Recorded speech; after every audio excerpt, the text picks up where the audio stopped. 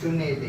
आता संख्या रेषा, त्याच्यानंतर चिन्हांची माहिती, त्याच्यानंतर त्यांच्या गुणधर्माची माहिती जर तुम्ही घेतली असेल तर तुम्हाला आता या ठिकाणी समजेल की बाबा या ठिकाणी -2 आहेत.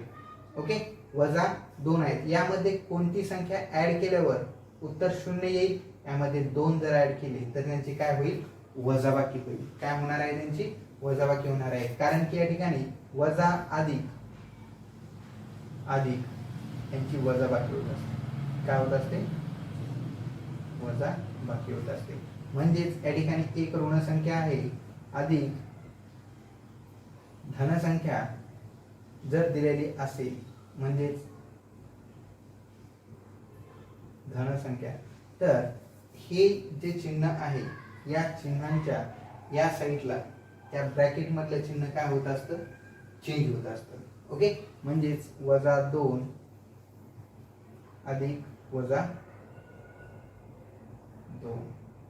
आता या ठिकाणी पुन्हा -2 लिहायची आवश्यकता नाहीये, त्यांची बेरीज करायची म्हणजे 0च येणार आहे.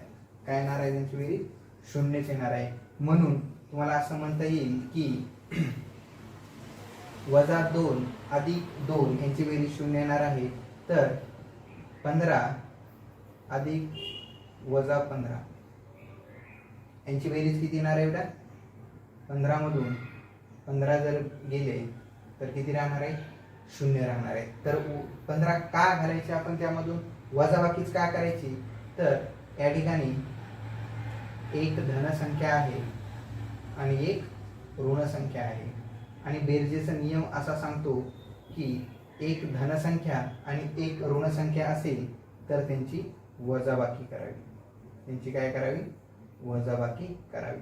म्हणजेच ही धनसंख्या आहे आणि ही ऋण संख्या आहे, तर त्यांची वजाबाकी 15 मधून 15 गेले तर किती राहतील? 0 राहतील. थोडक्यात तुम्हाला संख्या रेषेवरून जर काय समजून सांगायचं झालं तर बघा या ठिकाणी 0 आहे, या ठिकाणी 1 2 आणि 3, या ठिकाणी -1 -2 -3. आता या -3 मधून ओके, या -3 मधून काय करायचं आपल्याला? हे -3 ऍड करायचे.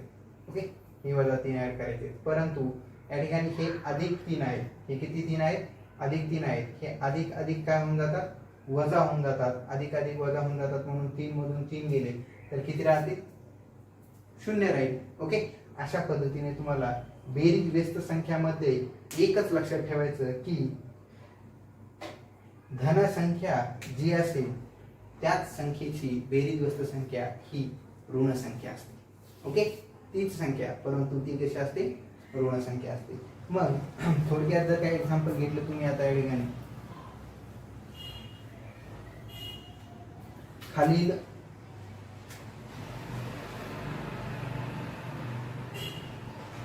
दिलेल्या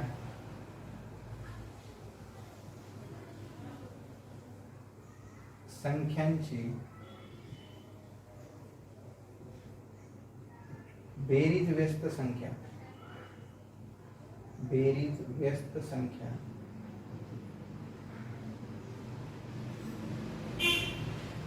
शोधा.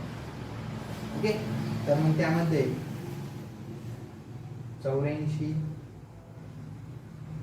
800 -24 -25 -150 -200 153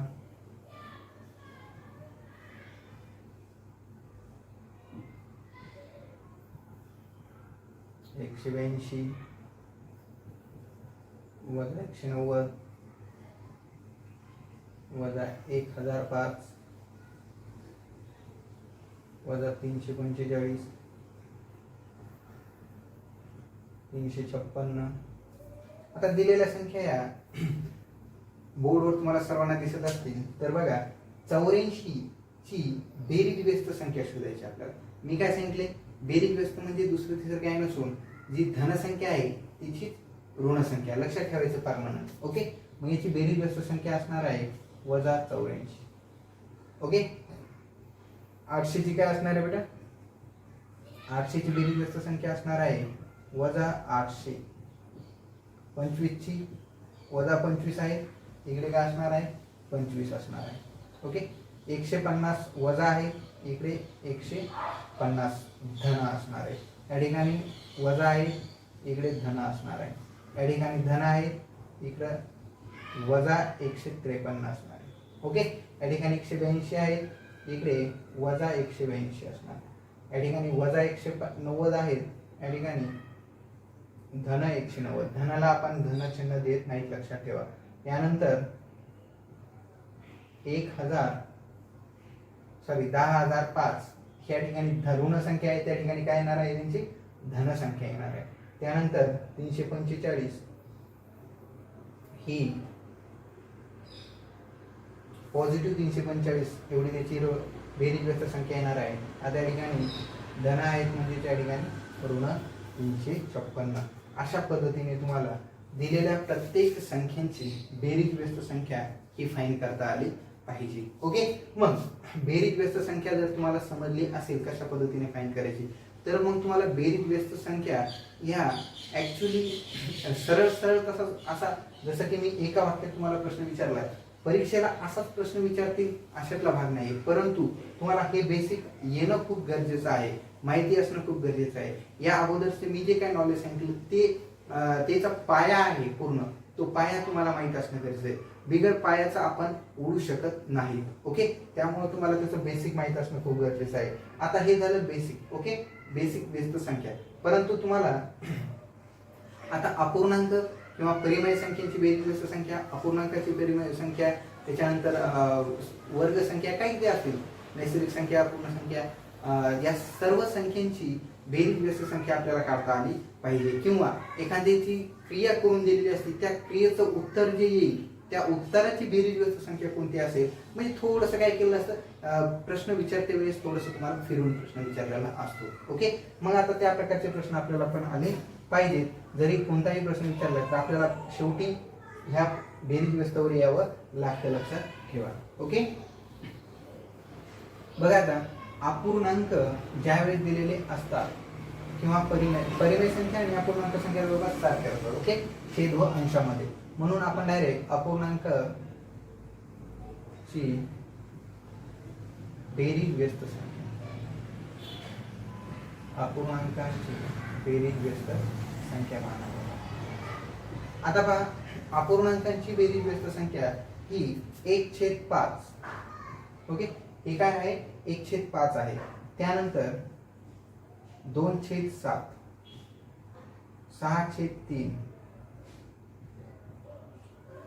6/9, 2/5, 18/3, 20/5,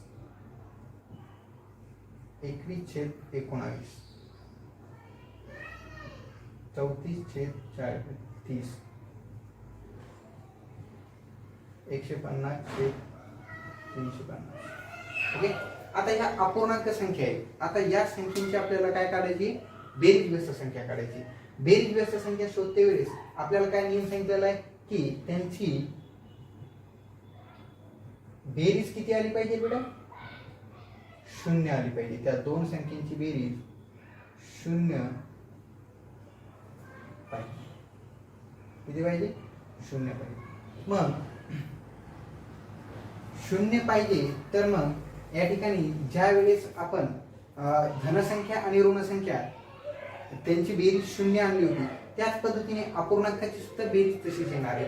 बघा, या ठिकाणी ज्या वेळेस तुम्ही यांची बेरीज करतात आणि आपण या ठिकाणी ऋणसंख्या घेऊया.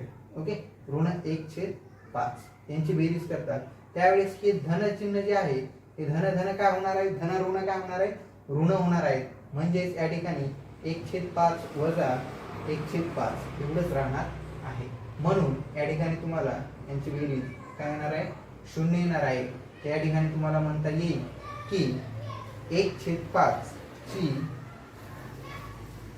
बेरीज व्यस्त संख्या ही वजा 1/5 आहे, वजा 1/5 आहे. त्यानंतर 2/7 ची बेरीज व्यस्त संख्या ही वजा 2/7 आहे. 6/3 ची वजा 3/5 6/3 आहे. त्यानंतर 6/9 वजा 6/9 आहे. त्यानंतर 2/5 या ठिकाणी वजा 2/5 आहे.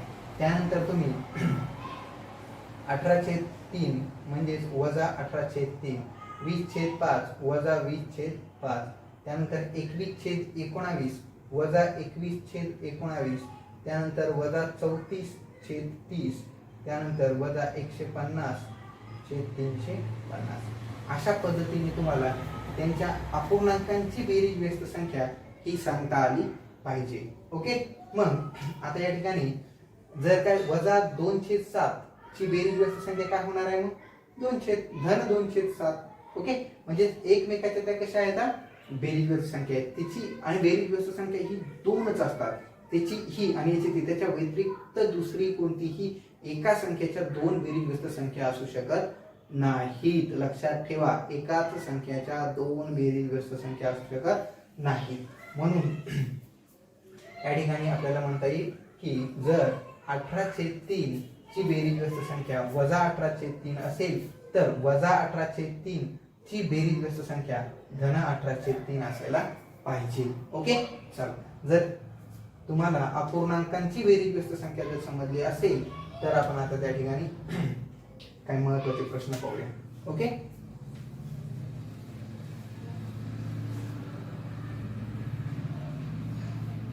आता या ठिकाणी बघा, अपूर्णांकांची बेरीज व्यस्त संख्या यामध्ये प्रश्न विचारला जातो 5/3 व 6/3 या अपूर्णांकाची बेरीज करून येणाऱ्या बेरीजेची बेरीज व्यस्त संख्या कोणती? बेरीज व्यस्त संख्या कोणती? असा प्रश्न तुम्हाला टाकलेला असतो. ओके. मग तुम्हाला फक्त बेरीज व्यस्त संख्याच येणं गरजेचं नाहीये. तुम्हाला अपूर्णांकाची बेरीज आली पाहिजे, अपूर्णांकाची वजाबाकी आली पाहिजे, त्यांचा गुणाकार आला पाहिजे, त्यांचा भागाकार आला पाहिजे, त्यानंतर रेग्युलरच्या ज्या तुमच्या क्रिया आहेत सर्व त्याही आल्या पाहिजेत. शेवटी जे उत्तर येतं ना त्या उत्तराचीच तुम्हाला डायरेक्ट बेरीज व्यस्त संख्या विचारलेली असते. ओके. मग चला, तर आता या ठिकाणी पहा, दिलेले जे दोन अपूर्णांक संख्या ज्या आहेत त्या कोणकोणत्या आहेत? 5/3 व 6/3 यांची काय करायची? आपल्याला बेरीज करायची. म्हणजे या संख्येला आपण बेरजेमध्ये लिहू शकतो 5/3 अधिक 6/3. आता या ठिकाणी छेद कसा करून दिलेला आहे? समान छेद करून ऑलरेडी दिलेला आहे, म्हणजे त्याला समछेद करायची आवश्यकता नाहीये. दोन्ही अपूर्णांकाला समछेद अपूर्णांक करायची आवश्यकता आहे का? नाही. म्हणून या ठिकाणी ज्या वेळेस बेरजेचा नियम काय सांगतो? अपूर्णांकाच्या जर छेद सारखा असेल तर दोन्ही संख्यापैकी एक संख्या घ्यावी व अंशांशाची काय करावी? बेरीज करावी. मग या ठिकाणी काय करता येईल आपल्याला? 5 अधिक 6/3. ओके. त्यानंतर करता येईल की 6 आणि 5 11/3. हे आहे त्यांची बेरीज.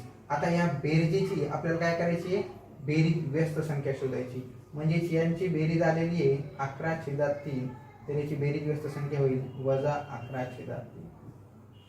ओके. बरेचसे विद्यार्थी कन्फ्यूज होतात की पर्यायामध्ये तुम्हाला 11/3 दिसतो आणि वजा 11/3 दिसतात, 3/11 दिसतात, वजा 3/11 दिसतात.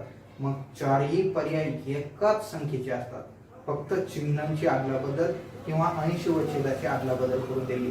मग ते खूप हार्ड होतं सर, कन्फ्यूज केलं. बिलकुल तसा विचार करायचाच नाही. ओके. तसं म्हणायला तुम्हाला पॅरेंट्सला वेळच येऊ द्यायची नाही. या ठिकाणी 11/3 आहेत, व्यस्त करायची म्हणजे त्याच्या विरुद्ध संख्या आपल्याला शोधायची, ही माहिती असणं गरजेचे आहे. आपल्याला ऍक्च्युली प्रश्नामध्ये फाइंड काय करायचंय, प्रश्न सोडवायचा वेगळा. ओके. प्रश्न सोडवण्याची क्रिया आपल्याला वेगळी करायची, प्रश्नाचं उत्तर वेगळं आणायचं आहे आणि आपल्याला ऍक्च्युली त्यांना अपेक्षित काय तो पार्ट वेगळा आहे, तो आपल्याला शोधता आला पाहिजे. ओके. म्हणजे या ठिकाणी तुम्हाला याची बेरजेची बेरीज व्यस्त संख्या ही 11/3 ची बेरीज व्यस्त संख्या वजा 11/3 एवढं परफेक्ट सांगता आलं पाहिजे. ओके, चला त्यानंतर तुम्ही बेरीज व्यस्त संख्या ह्या मनाने कितीही तयार करू शकता. जसं की प्रश्न मनाने तयार करून सॉल्व्ह करू शकता. आता या ठिकाणी मी प्रश्न घेतो की मोठ्यात मोठी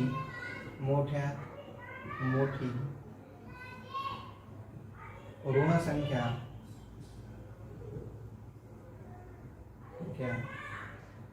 ची बेरीज व्यस्त संख्या कोणती? पर्याय क्रमांक 1 आहे -1 -10 10 आणि 1.